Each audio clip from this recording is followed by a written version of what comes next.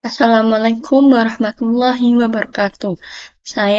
Kami dari kelompok 4 yang beranggotakan saya Nani Arisanti, Nanda Lailatul, Amalia Kartika, Riris Alfiana.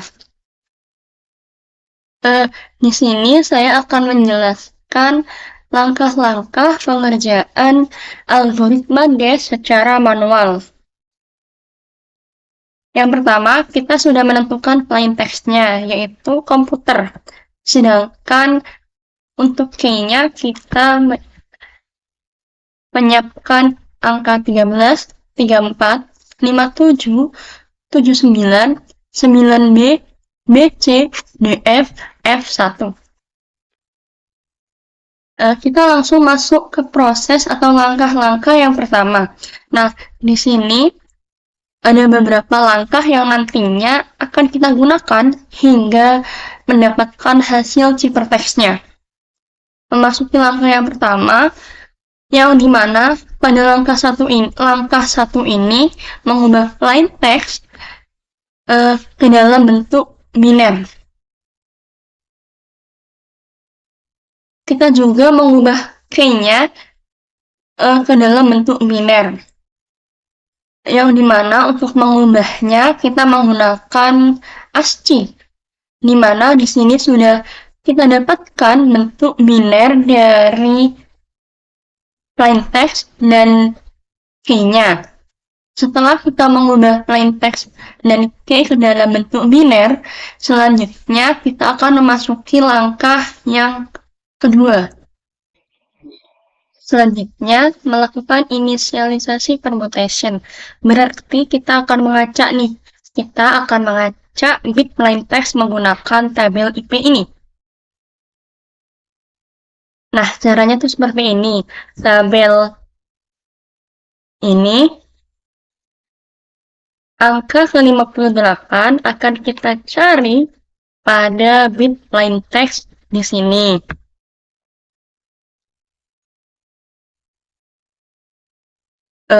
Bisa kita seperti yang kita lihat pada baris ke-58 akan kita letakkan pada urutan yang pertama untuk menghasilkan IP yang baru. Kemudian untuk angka 50 pada baris ke-50 akan kita letakkan pada urutan yang kedua.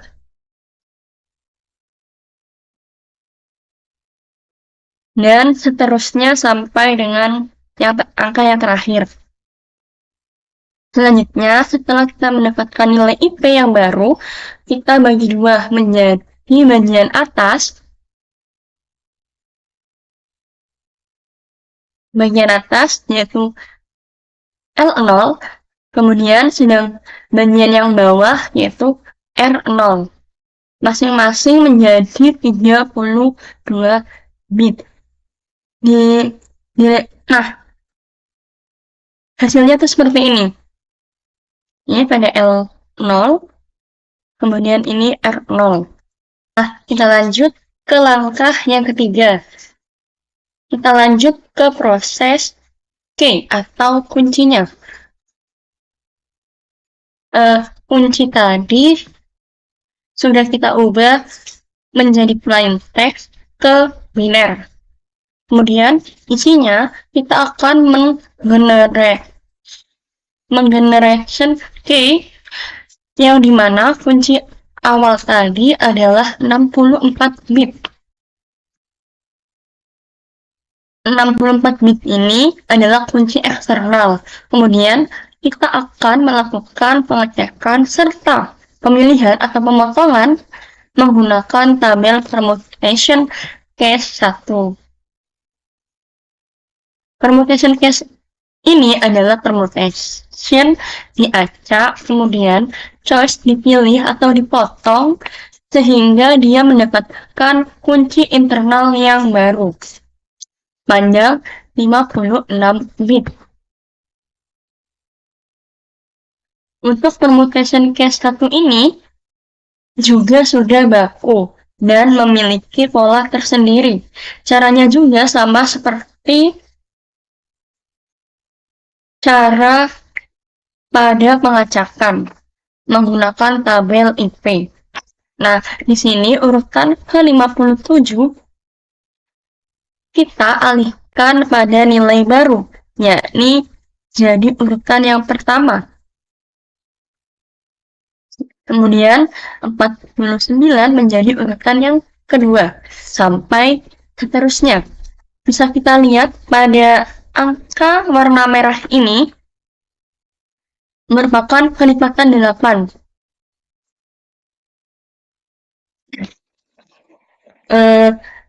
Kemudian pada permutation case ini angka 8, 16, 32, 24, dan seterusnya tidak akan dipakai karena merupakan angka kelipatan 8, sehingga akan menghasilkan 56 bit. Pada kunci baru ini, setelah mendapatkan kunci internal sepanjang 56 bit, kita akan bagi dua menjadi D0, D0. Nah, langkah keempat, setelah mendapatkan nilai C0 dan D0 tadi, kita akan melakukan pergeseran ke kiri atau left shift pada C0 dan D0 dengan pola pada tabel seperti ini. Nah, di sini adalah putaran yang pertama. Berarti pada putaran pertama, kita geser sebanyak 1 kali. Kemudian, pada putaran yang kedua, kita geser sebanyak 1 kali. Kemudian, pada putaran yang ketiga, sampai dengan putaran yang ke-8, kita geser sebanyak 2 kali. Kemudian, sampai dengan yang putaran yang ke-16. Kita akan melakukan pergeseran. Untuk pergeserannya, bisa kita lihat kita mendapatkan C0 yang sudah kita dapatkan atau kita geser sebanyak putaran pertama, yaitu 1. Bisa kita hitung pada tabel C0, yaitu 1, 1, 1, 1, 0, 0, 0, 0. Kita lakukan pergeseran ke kiri 1 kali. Berarti di sini otomatis satunya tinggal 3, yaitu 1, 1, 1, 0, 0, 0, 0. Angka 1 tadi yang di depan itu kita geser ke belakang. Dan pada C2 akan digeser sebanyak 1 kali. Kemudian pada C3 akan digeser sebanyak 2 kali, sampai seterusnya. Polanya akan kembali ke nilai awal, yaitu sama dengan nilai C0 tadi ini. Nah, setelah mendapatkan CI-DI, kita akan menggabungkan CI dan DI menjadi 1. Kita akan melakukan permutation case lagi, di mana permutation case 56 bit menjadi CI-DI 48 bit. CI-DI 48 bit adalah kunci K1 sampai ke 16. Caranya itu sama untuk melakukan permutation case 2. Bisa kita lihat di sini untuk melakukan pergeseran lalu pemotongan dengan menggunakan tabel baku dari algoritma Dash permutation case 2. Pada urutan ke-14 kita letakkan pada urutan pertama pada kunci K1 ini. Kemudian urutan ke-17 kita letakkan pada urutan yang kedua sampai seterusnya. Nah, kemudian akan menghasilkan ini K1 sampai dengan K16.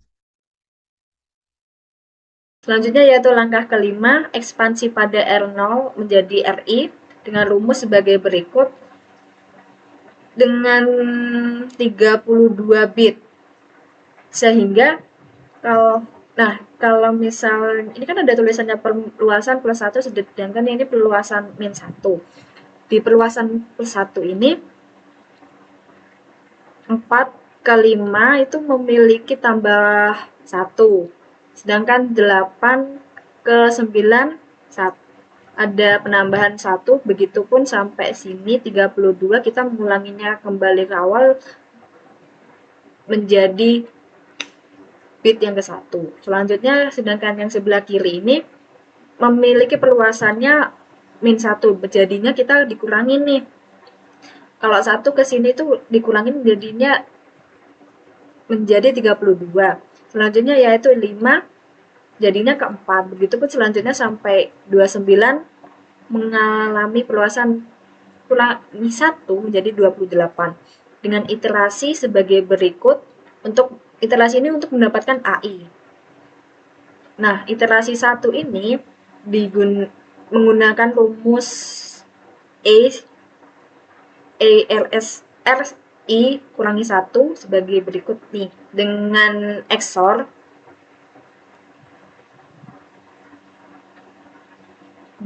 lalu di XOR-kan dengan K1 dengan ini akan menghasilkan A1 begitu sampai dengan A16 begitu ya.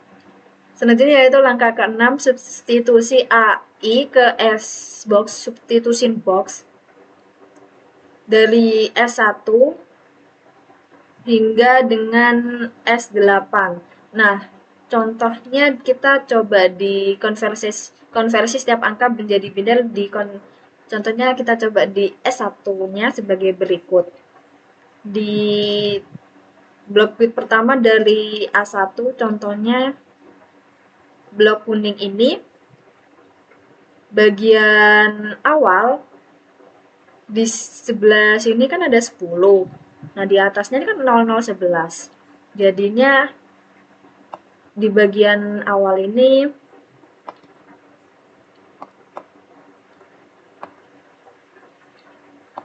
sehingga 10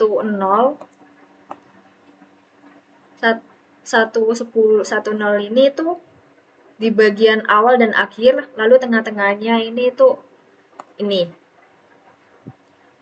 Lalu mendapatkan hasil sebagai berikut sampai dengan B16. Begitupun caranya sama sampai dengan S8. Selanjutnya yaitu langkah ke-7 yaitu permutasi BI ke P-box. Permutasi box dengan sebagai berikut tabel P-box-nya. PBI ini sampai dengan PB1 sampai dengan PB16 dengan L0 dan R0 sebagai berikut sehingga akan dihitung sebagai berikut akan menghasilkan R1 sampai R16. Selanjutnya yaitu langkah 8 permutasi R16 dengan L16. Karena R16 dan L16-nya sudah diketahui, maka akan menghasilkan sebagai berikut. Selanjutnya yaitu pembahasan dengan dekripsinya. Yang pertama kita akan melakukan inisial permutasi terlebih dahulu dengan sebagai berikut yang sama seperti enkripsi sebelumnya. Selanjutnya yaitu langkah ketiganya. Nah, di langkah yang ketiganya ini kan kita memiliki perbedaan dari yang enkripsi dan dekripsi. Sebelumnya enkripsi kan dikurangin. Nah, di sini tuh perbedaannya di penjumlahannya sebagai berikut. Selanjutnya yaitu langkah keempatnya, substitusi vektor AI ke Xbox substitution atau substitution box dari S1 sampai S8 dengan langkah-langkah seperti enkripsi sebelumnya. Nah, selanjutnya yaitu langkah kelima, permutasi BI menggunakan VBox yang memiliki 32 bit data. Dengan tabelnya sebagai berikut, hasil PBI plus 1 kemudian dieksorkan dengan LI plus 1 untuk mendapatkan RI. Nilai LI sendiri diperoleh dari nilai RI plus 1.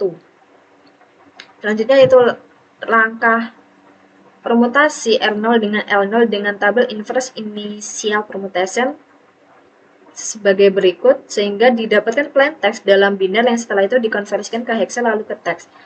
Jadi pada intinya enkripsi dan dekripsi DES ini itu sama, namun pada dekripsi ini caranya dibalik seperti itu.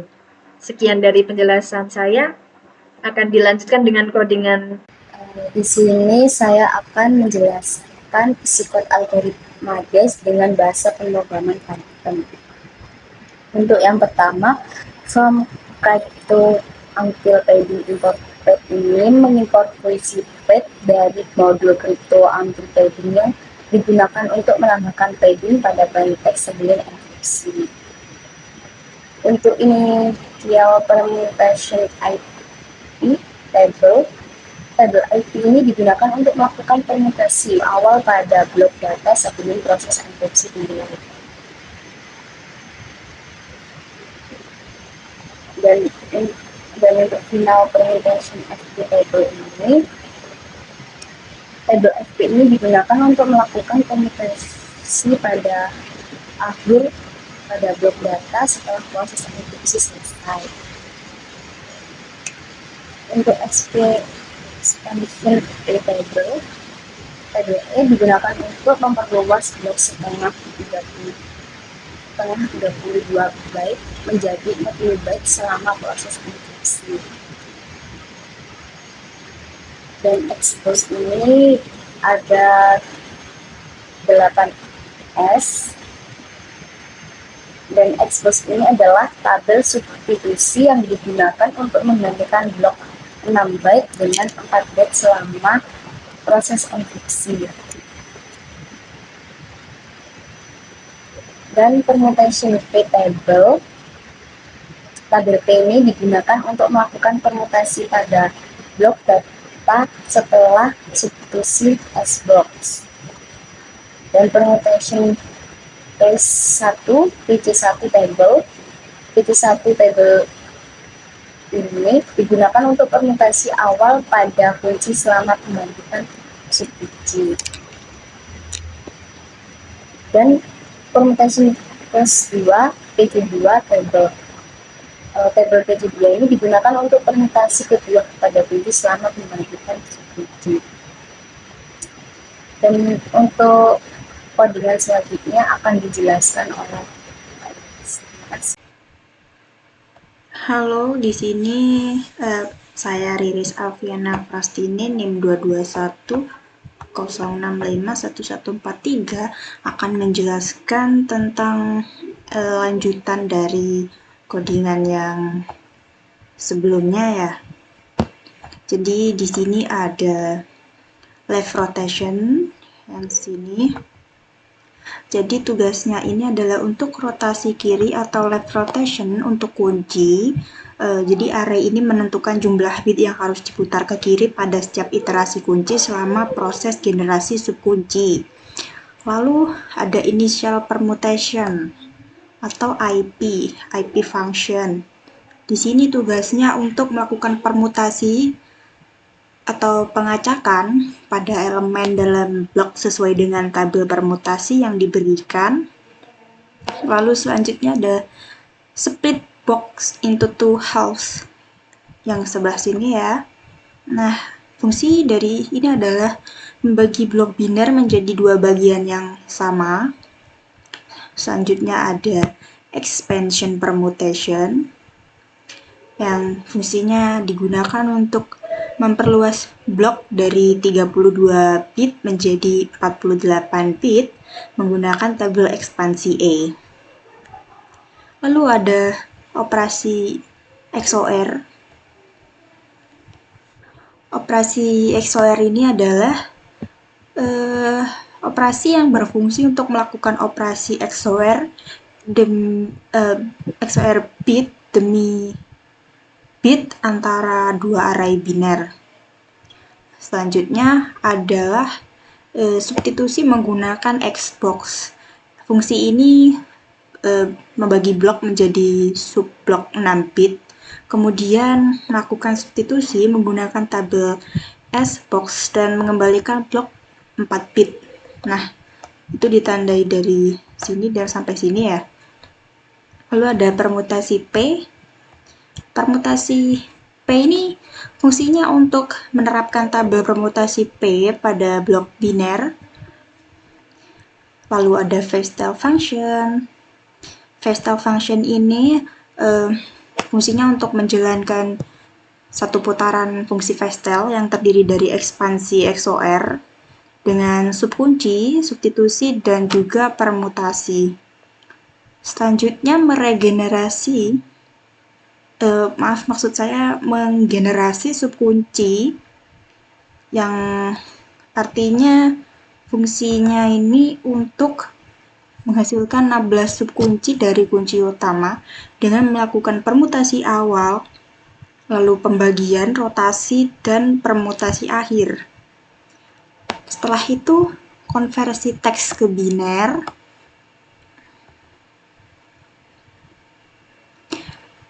Yang tujuannya untuk mengonversi teks menjadi representasi biner, setelah itu dikonversi menjadi teks, ya, ini biner tersebut dikonversi menjadi teks ya.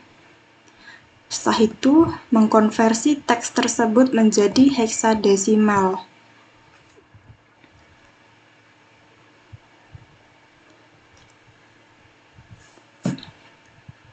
Oh maaf, maksud saya codingan yang ini tuh fungsinya untuk mengkonversi heksadesimal ke teks, dan untuk biner ke heksadesimalnya tuh yang ini ya, codingan yang ini. Setelah itu melakukan padding untuk plain teksnya. Setelah itu enkripsi DEX untuk satu blok.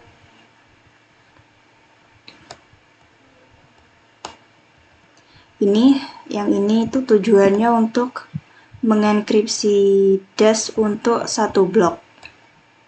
Setelah itu mengenkripsi teks, maksud saya mengenkripsi DEX untuk teks itu dari sini sampai sini. Selanjutnya untuk contoh penggunaan itu di sini kelompok kami menggunakan key-nya tuh unggulan, lalu plain text-nya karimata. Baik, kita akan running codingan berikut.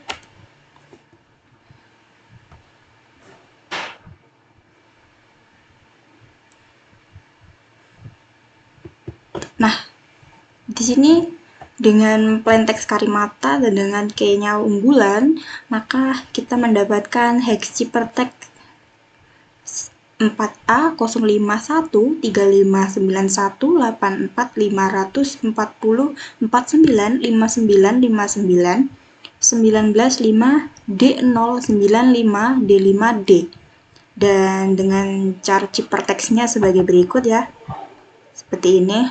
Oke, sekian penjelasannya dari kami. Untuk kesimpulannya, maka pada praktikum kami ini telah berhasil mengimplementasikan algoritma DES atau data encryption standar untuk proses enkripsi, dan algoritma DES itu sendiri merupakan salah satu algoritma enkripsi simetris yang pernah menjadi standar enkripsi yang pernah digunakan. Dan proses enkripsi menggunakan DES itu melibatkan beberapa tahap penting seperti permutasi awal, pembangkitan subkunci, ekspansi, substitusi menggunakan Xbox, permutasi, dan akhirnya permutasi akhir. Oke, sekian penjelasannya, semoga dapat dipahami dan dapat bermanfaat. Wassalamualaikum warahmatullahi wabarakatuh.